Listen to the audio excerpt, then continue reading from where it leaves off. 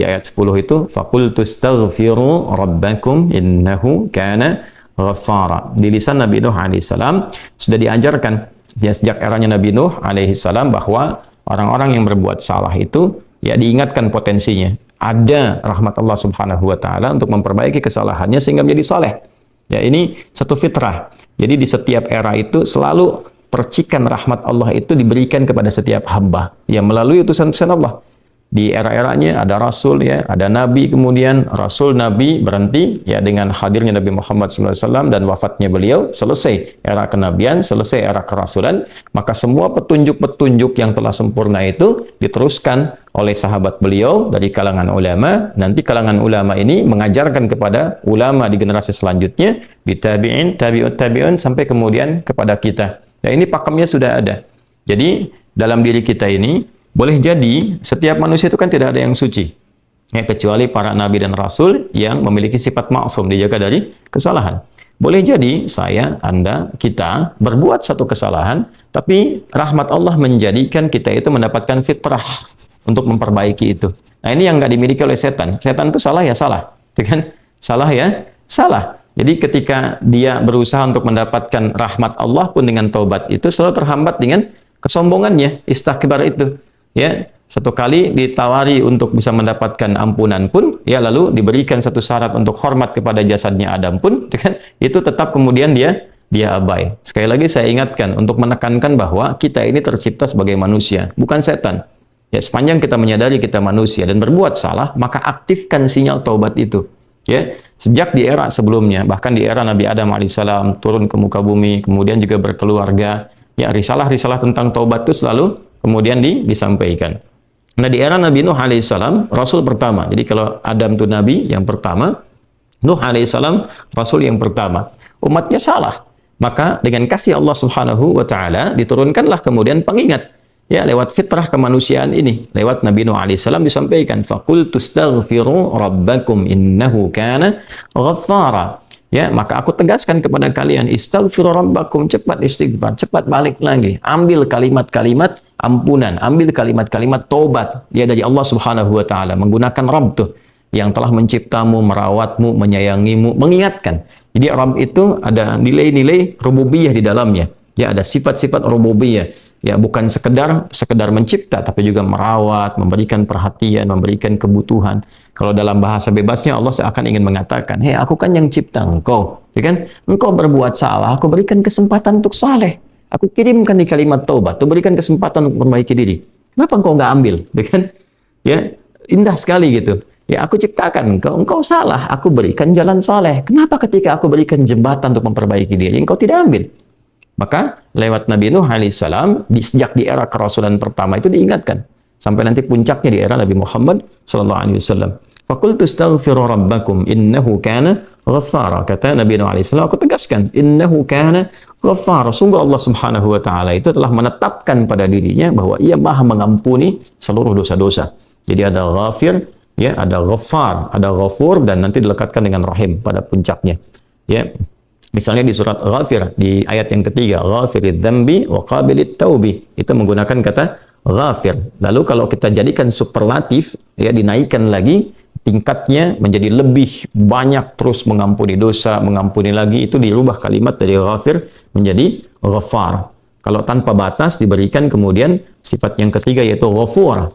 Ya, kalau hamba menyimpulkan apakah memang masih diterima, maka Allah turunkan puncaknya berupa sifat rahmatnya, Rahim. Qul ya ibadiyalladzina asrafu ala anfusihim la taqnatu min rahmatillah. Innallaha yaghfiru dzunuba jami'a. Quran surah ke-39 ayat 53. Balik ke sini.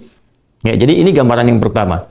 Sejak di era kenabian turun yang Al-A'raf ayat 23 itu Rabbana zalamna anfusana, kan Nabi Adam alaihissalam mendapatkan kalimat itu. Lalu di era Nabi Nuh alaihissalam sebagai rasul pertama diingatkan juga dengan potensi sifat-sifat kebaikan ini yang menjadikan manusia tertuntun untuk senantiasa berbuat baik. Lalu apa sifat rahmatnya? Ya, kalau kita kembalikan ke konstruksi Al-Baqarah ayat 37, tadi kan saya katakan di awal ya, Allah menegaskan seorang yang taubat ingin merubah dirinya dari salah menjadi saleh, bukan sekedar dituntun oleh Allah, tapi juga dipercikan kasih sayang Allah kepadanya. Rahmat Allah diberikan. Ya, kembali ke Quran surah kedua ayat 37 itu, fatalaqqa Adamu min rabbih kalimatin fataba alaihi innahu huwat tawwabur rahim. Jadi bukan tawwab saja, tapi rahim juga. Bukan sekedar Allah terima taubatnya, tapi kasih sayang Allah pun diberikan kepadanya. Nah, apa di antara jenis kasih sayang yang Allah berikan kepada seorang hamba yang mau taubat? Ya, maka diteruskan ayatnya sampai 12 di sini. Imam Al-Bukhari menyantumkan di sini sampai ayat 12, yursilis samaa 'alaikum midrara wa yumdidkum bi amwali wa banina wa yaj'al lakum jannatin wa yaj'al lakum anhara. Allahu akbar. Ya, justru di sini teman-teman sekalian, istighfar itu ya permohonan ampun kepada Allah Subhanahu wa taala, ya, permohonan rahmat Allah Subhanahu wa taala, kembali kepada Allah, mengoneksikan diri kita kepada yang Maha Baik. Itu di antara percikannya adalah mendapatkan lapangan kebaikan. Yursilis samaa 'alaikum bidrara. Ya, walaupun Anda mendapatkan kesulitan dalam berkehidupan, bahkan yang sifatnya luas ya secara sosial. Kalaupun tanahnya gersang, ya, kalaupun kemarau berkepanjangan, itu ternyata dengan satu daerah itu, satu desa itu, satu wilayah itu mengoneksikan diri mereka kepada Allah, beristighfar. Ini faedahnya istighfar. Dengan beristighfar kepada Allah, taubat dari maksiat, ternyata bisa mendatangkan rahmat bukan hanya untuk pribadinya, untuk satu wilayah. Ya, ini pelajaran dari Quran. Ya, Allah akan memberikan kesan begini, jangankan bagi setiap personalnya, setiap orangnya. Ya kan? Ada masalah sekampung pun, contohnya kekeringan misalnya, contohnya kemarau, lalu sekampung itu, ya, atau ada orang-orang soleh di situ yang membiasakan taubat kepada Allah, istighfar kepada Allah, mengoneksikan dirinya kepada Allah, ya kan? Itu luar biasa, percikan rahmat Allah. Ya, apa di antaranya? Yursilis sama ya 'alaikum midrara. Allah memerintahkan kepada langit itu untuk menurunkan hujan. Ya, dengan curah yang memberikan maslahat. Kemudian wa yumdidkum bi amwalin wa banina. Ya, lantas kemudian melapangkan kepada engkau urusan hartamu. Ya, bahkan memberkahi engkau dengan keturunan-keturunan yang baik. Jadi Masya Allah, ya, orang tua yang rajin istighfar, suami yang rajin istighfar, itu ternyata bukan sekedar menjadikan ia mendapatkan penerimaan taubat. Dia berhenti dari perbuatan maksiat, usaha-usaha yang tidak baik, dagang yang tidak benar, dengan perbuatan curang, ya, perbuatan menipu, perbuatan-perbuatan yang tidak elok, korupsi, jauhi potensi itu. Disogok dia hindari, diajak korupsi dia jauhi dan sebagainya. Lalu konsisten pada kebaikan dan dia isi dengan istighfar. Astaghfirullahaladzim, astaghfirullahaladzim, Rabbana zalamna anfusana wa illam taghfir lana wa tarhamna lanakunanna minal khasirin. Dia konsisten pada kebaikan itu, wa yumdidkum bi amwal. Allah akan lapangkan dia pada harta-harta yang lebih berkah. Allahu akbar. Ya. Jadi diberikan kelapangan dulu pada dirinya, kemudian diberkahi hartanya, jadi berapapun yang dia dapatkan, Allah berikan berkah padanya. Sehingga dia merasakan kebahagiaan dengan harta itu. Karena ada orang yang merasa seperti kelihatan banyak, tapi tidak menikmatinya. Ya, baik itu boros, baik itu merasa kayaknya banyak tapi nggak kepake. Ya, barang-barang habis beli ini lagi, tapi memuaskan nafsunya saja. Ya, temannya ngajak begini, dia harus terpaksa beli, kadang-kadang ngutang, atau mungkin dia dapatkan sesuatu tapi jalan-jalan yang haram, jalan yang salah. Dia tidak menikmatinya, dan ini yang paling bahaya. Ya, ini yang paling bahaya. Lawan lapang kan sempit. Jadi hartanya kayak banyak, tapi menyempitkan kehidupan rumah tangganya. Ya, hubungan suami istri jadi nggak enak, dengan anak jadi nggak nyaman. Itu ciri keberkahan biasanya. Ya, ciri keberkahan yang tidak didapatkan. Jadi kalau berkah itu dapat, walaupun terlihat kuantitasnya nggak sama dengan orang, dia 100 juta, ini 1 juta, tapi kenikmatannya luar biasa. Ya, di rumah ada kebahagiaan, hubungan menjadi nyaman, apa yang ditata itu bermanfaat, yang dimakan menjadi daging, dari daging itu terkonstruksi menjadi pengetahuan, jadi macam-macam, jadi energi, ya energinya dipakai pada kebaikan. Sebaliknya yang terlihat seperti banyak, kayaknya banyak nih, ya, tapi tidak memberikan kebahagiaan. Di rumah nggak bahagia, tidak memberikan dampak energi positif, ke ibadah jadi malas. Ya, itu ciri pertama kalau harta kurang berkah itu, apalagi tidak berkah, itu pasti menurun kesolehannya, meningkat kesalahannya. Pasti itu. Ya, jadi mulai menurun nih, sholat mulai menurun, baca Quran mulai menurun. Nah, kesalahan mulai meningkat. Makan mulai salah, minum mulai salah. Yang tadinya minum yang baik-baik, sekarang minum yang tidak baik dan sebagainya. Nanti kalau sudah begini, pasti hubungan di rumah tangganya pun nggak akan jadi baik gitu. Ya, dan itu akan terbawa dalam kesempitan. Nah, cara untuk mengatasi itu, ini balik ke Quran Surah Nuh tadi, di ayat 10 sampai dengan ayat 12. Kalau kita menyadari kemudian itu salah, lantas ingin memperbaiki diri, kembali kepada Allah, perbaiki diri kita, ya, lalu mengingat Allah, menyesali apa yang telah dilakukan, berjanji untuk berbuat baik, itu tidak tanggung apa yang Allah jawab. Ya, Kalaupun ada satu kelapangan yang tidak berkah tadi, diganti oleh Allah, dihilangkan yang kurang baiknya, dilapangkan dengan yang baik-baiknya. Lalu setelah itu dijaga keluarganya. Jadi memberikan kesan bahwa ada hubungan yang korelasi secara langsung antara harta dengan keluarga, dengan anak keturunan. Jadi hati-hati, saya ingatkan kepada para ayah, pada saya pribadi dan kita semua, jangan sampai membawa yang haram ke rumah. Sekali lagi, jangan sampai membawa yang haram ke rumah. Jadi kalau istri sudah memasak itu di dapur, menjadi makanan, dikonsumsi oleh anak-anak jadi daging, ya, dikonsumsi jadi daging nih, itu jadi karakter. Ya, itu sudah fitrah, sudah umum begitu. Jadi kalau dia baik, akan membentuk kebaikan. Kalau nggak baik, akan merubah ya, pada keburukan. Kontrolnya susah di situ. Ya, sangat sulit sekali. Nah, caranya tadi kembali kepada Allah, tinggalkan yang kurang baik tadi, nanti Allah rubah. Ya, cara dia mendapatkan harta itu, walaupun awalnya terlihat nggak nyaman, karena kan merubah diri, mengeluarkan yang kotor dulu. Ya. Ya kalau terlalu banyak kotoran, mandi kan ya agak cukup pekat tuh mandinya, bersihkan lagi, terasa nggak seperti biasa. Tapi setelah dibersihkan semua jadi enak kan? Nah itulah agama begitu, dibersihkan yang kotor itu kayaknya awalnya nggak enak, tapi kemudian hatinya jadi lapang. Yang diberikan kelapangan hati dulu. Ya begitu hatinya lapang, baru nanti Allah buka jalan. Ya setelah hatinya lapang, bagus, dan dinilai baik ini punya kemampuan untuk bertindak dan mengelola apa yang didapatkan, dilapangkanlah rezekinya karena dia sudah dinilai pandai untuk mengelolanya. Setelah itu diperbaiki keturunannya. Ya. Wa banina wa yaj'al lakum jannatin wa yaj'al lakum anhara. Bahkan setelah itu dibikin kaya lebih dari sebelumnya. Ya asetnya ditambah lagi, diberikan kenikmatan hidup ya sampai dijaga hingga kembali kepada Allah Subhanahu wa taala. Itu faidah istighfar. Jadi kalau kita biasakan bertekad, berniat memperbaiki diri dari yang salah menjadi baik, itu Allah sudah berikan motivasi. Aku bukan hanya terima taubatmu, tapi aku rubah keadaan hidupmu lebih istimewa, lebih mahal nilainya dibandingkan dengan keadaan sebelumnya yang terlihat seperti fata morgana. Kemudian dikuatkan dengan Quran surah ketiga Ali Imran ayat 135 ya. Di sini disampaikan Allah Subhanahu wa taala berfirman, a'udzubillahi minasyaitonir rajim. Bismillahirrahmanirrahim.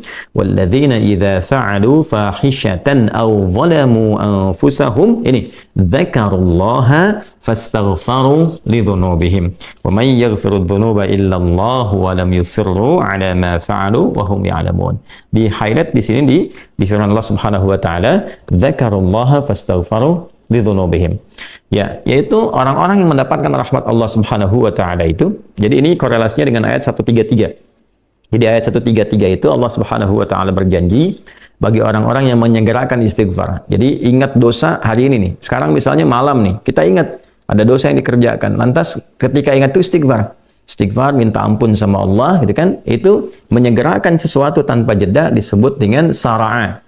Ya, sara'a. Jadi ada sa'a, ada sara'a. Kalau sa'a itu menyegerakan sesuatu dengan persiapan. Ya, makanya besok nih ada Jumatan menggunakan sa'a. Fas'au bukan fasari'u. Ya, ya ayyuhalladzina amanu idza nudiya lis-salati min yaumil jumu'ati fas'au bukan fasari'u. Fas'au itu Quran surah Al-Jumu'ah. Ya, Al-Jumu'ah di ayat yang keberapa? Ayat 9. Kan? Allah menyampaikan fas'au ila dzikrillah. Bersegera, tapi siap-siap dulu. Mandi dulu, pakai wangian dulu dan seterusnya. Tapi kalau dia bersegera cepat, nyaris tanpa jeda, itu menggunakan sarah. Sehingga guru-guru mengatakan bisurah, cepat, nggak usah banyak jedanya, ya kan? Nah, di Ali Imran ayat 133 Allah berfirman, "Wasari'u ila maghfiratin min rabbikum." Kalau engkau merasa ada salah, bergegas, jangan tunda-tunda. Ya ingat malam ini, jangan tunda besok. Gimana kalau kemudian tengah malam meninggal? Ya, segera istighfari. Nah, orang yang menyegerakan istighfar saat ingat kesalahan, apa yang didapatkan? Wa jannatin arduha as-samawati wal ardu uiddat lil muttaqin. Maka orang ini akan diberi harapan oleh Allah, ya diperkenankan untuk memohon, bahkan ketika pulang disiapkan surga untuknya seluas langit dan bumi. Dan itu bagian dari sifat takwa. Jadi takwa itu bukan sekedar amar ma'ruf. Saat Anda ingat sholat, Anda ingat puasa, ingat baca Quran. Tapi takwa juga ada bagiannya nahi mungkar. Saat Anda ingat salah, lalu Anda taubat. Ya, saat Anda ingat salah, Anda pengen jadi soleh. Saat Anda ingat maksiat, Anda ingin taubat. Itu bagian dari takwa. Nah, bagaimana kemudian cara mengimplementasikan itu semua? Nah, ini poinnya. Ya, walladzina idza fa'alu fahishatan aw zalamu anfusahum dzakarullaha fastaghfaru lidzunubihim. Itu orang-orang. Ini menggunakan sering diterjemahkan dengan orang-orang yang, gitu kan? Walladzina, alladzina disebutkan 1080 kali dalam Al-Qur'an setidaknya. Ya mencakup semua tanpa batas, laki-laki, perempuan, besar, kecil, tua, muda, punya jabatan, tak punya jabatan, semua tanpa kecuali. Artinya semua orang dengan keadaannya berpotensi berbuat salah. Ya, kecuali tadi Nabi dan Rasul yang punya sifat maksum. Ya, Allah jaga dari kesalahan. Kita yang bukan Nabi, bukan Rasul, itu berpotensi salah. Apapun profesinya, apapun jabatannya, apapun tugasnya, berpotensi salah. Ya, pun demikian termasuk saya. Pasti salah, pasti. Nggak ada yang nggak salah. Jadi kalau ada yang mencari kesalahan, misalnya saya pribadi, pasti menemukan. Pasti. Dan percuma mencari kesalahan manusia. Karena pasti ditemukan. Ya, dan ini catat yang paling penting. Hindari mencari-cari kesalahan itu, karena kita tidak tahu bahwa mungkin ketika seorang divonis salah itu, dia sudah mengistighfari, sudah mentaubatinya. Ini poin besarnya. Hati-hati gitu ya, hati-hati. Karena itu Nabi selalu menganjurkan mencari kebaikan orang, menyebutkan, meneladaninya, alih-alih mencari kesalahan seseorang. Ya kenapa? Karena pasti ditemukan. Tapi yang tidak pasti itu, kita nggak bisa memastikan orang itu sudah taubat atau belum. Yang paling bahaya adalah mencela orang, mencari kesalahan orang, mencaci orang yang sudah dia taubat dan taubatnya diterima orang, diterima Allah Subhanahu wa taala. Hati-hati ya, mencari kesalahan orang, mencela orang, ya kan? Yang dia sudah mentaubati kesalahannya dan taubatnya diterima oleh Allah Subhanahu wa taala. Allahu akbar. Itu azim, itu hati-hati ya. Ya, sesuatu yang besar sekali dosanya di sisi Allah Subhanahu wa taala. Nah, ini kembali ke sini, ketika seseorang dia sadar berbuat salah, dia salah. Alladzina, semua orang potensi salah. Ya, idza fa'alu fahisyah, ketika dia berbuat fahisyah. Ya, fahisyah itu pernah saya sampaikan ya, turunannya nanti fahsya namanya. Jadi sifat kesalahan yang muncul dari syahwat. Ya, mohon maaf, zina, pornografi, porno aksi, kata-kata jorok, kata-kata kotor dengan semua bentuknya. Baik itu di media sosial, digital ataupun juga di praktikal yang nampak secara fisik misalnya, itu jelas salah. Jelas dosa. Ya, al-zalamu anfusahum, atau bentuk mungkar, menempatkan suatu bukan pada tempatnya. Ya, mohon maaf, ya, mencuri, merampok, membunuh, ya, korupsi, hoax dan sebagainya, itu zalim, perbuatan zalim. Nah, saat seseorang berpotensi salah, ya, dari fahsya dan mungkarnya, dia berbuat perbuatan dari dorongan syahwatnya atau mungkar, dari keinginan nafsu perut dan akalnya, dia berbuat yang salah, lalu zakarullah, dia ingat Allah. Nah, ini poinnya. Ini menarik sekali nih. Ini menarik sekali. Kok lanjutan ayatnya zakarullah? Bukan dia sadar bahwa dia itu telah berbuat salah. Kenapa zakarullah? Ini poinnya. Ya. Karena Allah ingin selalu menautkan sifat seorang hamba menjadi baik itu dengan rahmatnya. Ini poinnya. Jadi kalau bukan rahmat Allah Subhanahu wa taala, mustahil kita bisa mengarah pada kebaikan. Allahu akbar. Ya, lillah karena Allah. Lillah karena Allah. Ya, jadi orang-orang yang bertaubat dengan merasakan rahmat Allah itu beda. Dengan sekedar dia pengen memperbaiki, lain rasanya, lain. Ya, jadi kalimat zakarullah itu mahal sekali. Jadi ingin memberikan dampak kesadaran kepada kita bahwa hey, Allah tuh nggak ninggalkan kamu. Ya, Allah tahu kamu salah, tapi sepanjang nyawa kamu belum sampai ke kerongkongan, kamu diberi potensi untuk taubat. Ayo taubat. Kan sering saya ungkapkan, Firaun saja, Fir'aunnya dikirimkan 2 nabi, Musa dan Harun. Ya, sebagai keadilan Allah, kasih Allah dan adilnya untuk memberikan hidayah. Ya, sampai titik puncak kan nyawanya di kerongkongan. Cuman sayang kan dia sendiri yang memilih untuk tidak mengambil hidayah itu. Sampai nyawanya di kerongkongan. Sampai tenggelam itu. Nah, itu sudah disampaikan informasinya, kisahnya, jejak sejarahnya sampai sekarang diabadikan supaya seluruh anak cucu Adam itu sadar jangan berbuat yang seperti itu. Ya, sekali lagi hanya setan yang tidak kenal taubat. Zakarullah, dia ingat Allah. Nah, sekarang tinggal kita mempelajari ketika ingat Allah itu apa yang harus dihadirkan. Tadi poinnya. Allah tawarkan kita bukan hanya sekedar jadi baik, rahmat dibuka, kasih sayang dibuka, kelapangan hati dibuka. Ya. Ya, makanya saya barangkali juga ingin menekankan materi-materi semacam ini yaitu penting untuk disampaikan. Ya, kepada saudara-saudari kita barangkali yang sekarang dengan kasih sayang Allah itu ya diisolasi di satu tempat seperti lapas misalnya, lembaga permasyarakatan. Boleh jadi itu kasih Allah untuk diperbaiki sehingga dia konsisten bisa berbuat baik saja di dalam. Ya, terjaga dari perbuatan-perbuatan di luar, dikontrol supaya bisa kembali pada jalan yang baik. Dia bisa di dalam, bisa memperbaiki diri, istighfarnya enak, bisa ngaji, kadang ketemu ke masjid dan sebagainya. Kalau ini dimanfaatkan dengan baik, Allahu Akbar, Allah kasih kelapangan. Ya, walaupun mungkin tinggal di tempat yang sempit, terasa kemudian dibatasi dengan sel-sel, tapi hatinya lapang, itu luas, megah, dan jadi nikmat. Ya, orang butuh waktu untuk menghafal, butuh suasana. Anda punya tempat yang cukup ideal untuk menghafal Quran, memperbaiki diri, dan fikihnya ada kan? Dan sangat jelas sekali kenapa di antara kisahnya Nabi Yusuf alaihissalam ya diizinkan oleh Allah untuk masuk ke dalam ruang itu untuk memberikan sebuah pencerahan sehingga menemukan modelnya. Ini model orang saleh yang mau jadi saleh. Bahkan setelah itu dia keluar dan diangkat jadi pembantunya raja, kan pada masa itu asisten rumah tangganya raja. Naik gitu dari sosok yang salah ya, kemudian dia tobat mengambil petunjuk dari Nabi Yusuf alaihissalam, dia berubah jadi orang hebat setelah itu. Ya, jadi asisten rumah tangganya raja. Itu luar biasa gitu. Ya, tapi yang memilih kemudian untuk jalan-jalan keburukan tetap bertahan di dalamnya selesai gitu. Ya, ini tawaran sesuatu yang indah ya. Bahkan ada juga yang terakhir ini yang paling luar biasa. Orang yang sudah mendapatkan ancaman hukuman ya sampai kemudian juga mengakhiri kehidupannya tapi dia mau bertobat. Ya.